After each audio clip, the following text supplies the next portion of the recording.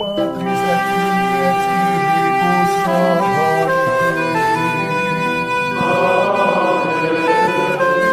Dominus vobiscum. Sahabat peradaban kasih ekologis yang terkasih, selamat berjumpa dalam renungan harian bersama saya melalui channel ini. Semoga panjenengan selalu sehat, tetap semangat tanpa sambat, dan selalu bahagia, kebahagiaan yang bersumber dari Tuhan Allah kita.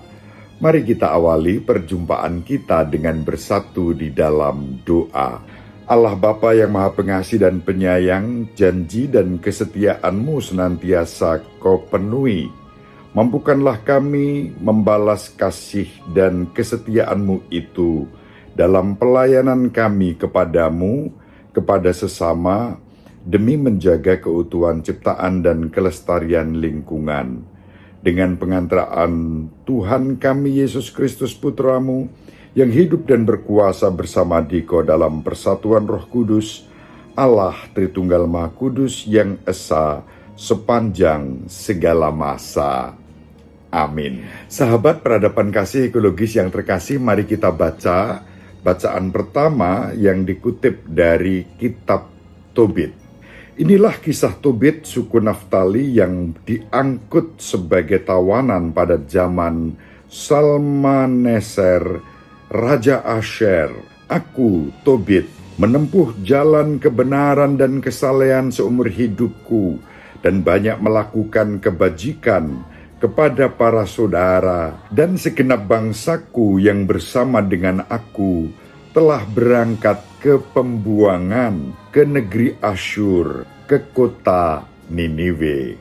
Sekali peristiwa pada hari raya Pentakosta, yaitu hari raya 7 minggu, disajikan kepadaku suatu jamuan makan yang baik. Aku pun telah duduk untuk makan. Sebuah meja ditempatkan di hadapanku, dan kepadaku disajikan banyak hidangan. Tetapi berkatalah aku kepada anakku Tobia, "Nak, pergilah, dan jika kau jumpai seorang miskin dari saudara-saudara kita yang diangkut tertawan ke Ninive, dan yang dengan segenap hati ingat akan Tuhan, bawalah kemari supaya ikut makan. Aku hendak menunggu hingga engkau kembali." Maka keluarlah Tobia untuk mencari seorang saudara yang miskin. Sepulangnya berkatalah ia, "Pak," sautku, "ada apa, Nak?" Jawabnya, "Salah seorang dari bangsa kita telah dibunuh. Ia dicekik dan dibuang di pasar. Jenazahnya masih ada di situ." Aku meloncat berdiri, dan jamuan itu kutinggalkan sebelum kucecap. Jenazah itu kuangkut dari lapangan dan kutaruh dalam salah satu rumah hingga matahari terbenam untuk kukuburkan nanti. Kemudian aku pulang, kubasuh diriku, lalu makan dengan sedih hati. Maka teringatlah aku akan sabda yang diucapkan Nabi Amos mengenai kota Betel. Hari-hari rayamu akan berubah menjadi hari sedih, dan segala nyanyianmu akan menjadi ratapan. Lalu menangislah aku. Setelah matahari terbenam, aku pergi menggali liang, lalu jenazah itu kukuburkan. Para tetangga menertawakan daku, katanya, "Ia belum juga takut. Sudah pernah ia dicari untuk dibunuh karena perkara yang sama. Dahulu ia melarikan diri, dan sekarang ia menguburkan jenazah lagi." Tetapi Tobit lebih takut kepada Allah daripada kepada raja. Demikianlah sabda Tuhan. Syukur kepada Allah.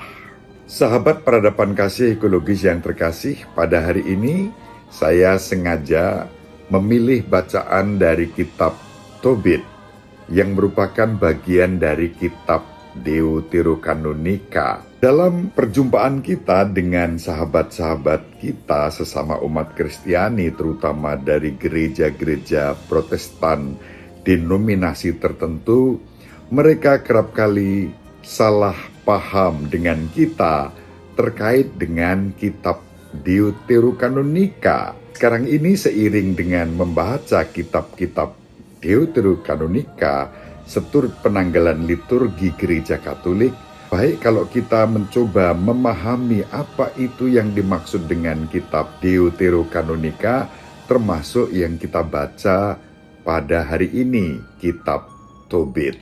Yang pertama, istilah Deuterokanonika memang baru sebagai istilah itu muncul di abad ke-16. Tepatnya pertama kali diperkenalkan oleh Sixtus dari Siena pada tahun 1566. Namun demikian, kitab Deuterokanonika itu sudah ada jauh waktu sebelum itu. Pada tahun 250 sampai 125 sebelum Masehi, kitab-kitab itu sudah masuk dalam Septuaginta, yaitu kitab Perjanjian Lama yang diterjemahkan ke dalam bahasa Yunani. Kedua, yang termasuk kitab-kitab Deuterokanonika adalah kitab Tobit yang kita baca pada hari ini, lalu kitab Yudit, kitab Kebijaksanaan, kitab Sirah atau Putra Sirah, kitab Baruch, itu sebetulnya termasuk surat Yeremia, kemudian kitab Makabe yang pertama dan kitab Makabe yang kedua. Di dalam terjemahan bahasa Indonesia masih ada bagian dari kitab Ester yang disebut tambahan kitab Ester dan bagian dari kitab Daniel yang disebut tambahan kitab Daniel. Itulah yang termasuk dalam kitab Deuterokanonika. Apakah kitab itu ditambahkan oleh Gereja Katolik di dalam Alkitab kita pada hari ini sebagaimana dituduhkan oleh orang-orang tertentu? Jawabannya jelas tidak.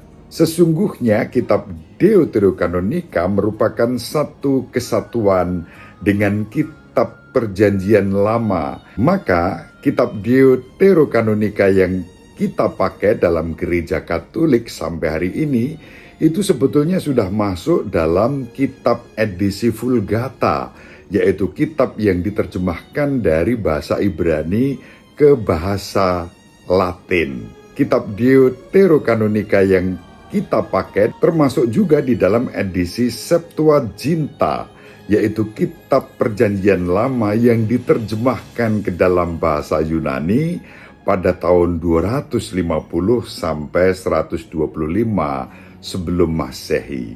Maka kitab Deuterokanonika itu sudah ada sejak lama. Karenanya Gereja Katolik tidak pernah menambahkan kitab Deuterokanonika tersebut ke dalam Alkitab, melainkan menerima dan menggunakannya dengan penuh syukur dan rendah hati sebagai bagian kitab suci Perjanjian Lama seutuhnya sejak awal mula.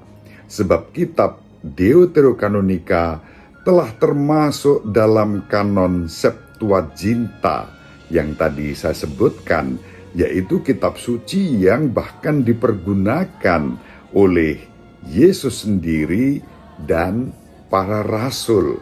Tadi sudah kita lihat bahwa kitab ini diterjemahkan ke dalam bahasa Yunani edisi Septuaginta itu tahun 250 sampai 125 sebelum Kristus. Sahabat peradaban kasih ekologis yang terkasih, selanjutnya berdasarkan tradisi rasuli itu, magisterium yakni ajaran suci Gereja Katolik menerima kitab Deuterokanonika dalam kanon kitab suci kita pada masa pelayanan Paus Damasus tahun 382 dan juga diteguhkan dalam Konsili Hippo tahun 393 dan Konsili Kartago tahun 397. Jauh sebelum ada gerakan-gerakan Protestantisme sebagaimana dilakukan antara lain oleh Martin Luther yang sebelumnya juga seorang imam dari Ordo Agustinian dari Gereja Katolik di Jerman. Bersamaan dan dalam kesatuan dengan kitab-kitab lainnya dalam Perjanjian Lama dan Perjanjian Baru, kitab-kitab Deuterokanonika dikutip para bapa gereja di abad-abad pertama Kristianitas untuk pengajaran iman kita. Karenanya sekali lagi Gereja Katolik tidak menambahkan kitab-kitab itu dalam kanon kita, melainkan menerima dan menggunakannya dengan penuh syukur dan rendah hati sampai sekarang. Itulah sebabnya kalau ada oknum Kristen, entah itu pendeta atau jemaat dari denominasi tertentu yang mengatakan bahwa Gereja Katolik menambah-nambahkan kitab Deuterokanonika ke dalam Alkitab kita, anggapan itu jelas salah. Tidak sesuai dengan fakta sejarah. Tadi sudah saya sebut, Martin Luther sebagai salah satu pelopor Protestan, ia pun memasukkan kitab-kitab Deuterokanonika itu di dalam terjemahan kitab sucinya yang pertama ketika Martin Luther menerjemahkan kitab suci ke dalam bahasa Jerman. Martin Luther sendiri tidak pernah membuang kitab-kitab Deuterokanonika karena dia ikut menerjemahkannya ke dalam bahasa Jerman. Itu tampak dalam cetakan kitab suci pertama yang disebut Gutenberg Bible yang dicetak 1 abad sebelum Konsili Trente tahun 1546. Sahabat peradaban kasih ekologis yang terkasih, inilah bukti historis bahwa Gereja Katolik tidak pernah menambahkan kitab-kitab Deuterokanonika itu ke dalam Alkitab kita. Kitab-kitab itu sudah ada sejak awal. Gereja Katolik mensyukuri dan menggunakannya sebagai bagian dari kitab suci kita. Dengan bukti sejarah ini juga sebetulnya terbukti fakta sebaliknya bahwa gereja-gereja Protestan denominasi tertentu telah membuang dan menyingkirkan kitab-kitab Deuterokanonika dari Alkitab yang sejak awal sudah ada dalam tradisi iman Kristiani yang benar. Gereja Katolik bersyukur menerima warisan itu seperti yang antara lain kita baca hari-hari ini dari kitab Tobit. Di dalam kitab Tobit dan di dalam kitab-kitab Deuterokanonika diwariskan pula kepada kita pengalaman iman yang dihidupi dengan rendah hati, dengan setia, dan dengan jujur sebagai kebenaran iman yang sejati, bukan kebenaran iman yang dipalsukan untuk kepentingan pribadi. Kitab Tobit yang kita baca pada hari ini mengajarkan kepada kita kesetiaan pada iman akan Allah meskipun menghadapi berbagai macam tantangan bahkan penganiayaan. Kemurahan hati dan kepedulian kepada mereka yang miskin dan menderita, bahkan kemurahan hati dan kerahiman merawat dan menerima mereka yang meninggal dunia dengan cara yang bermartabat. Demikian, semoga bermanfaat. Ibu Maria selalu mendoakan kita, Bapak Yusuf merestui kita dengan keheningannya.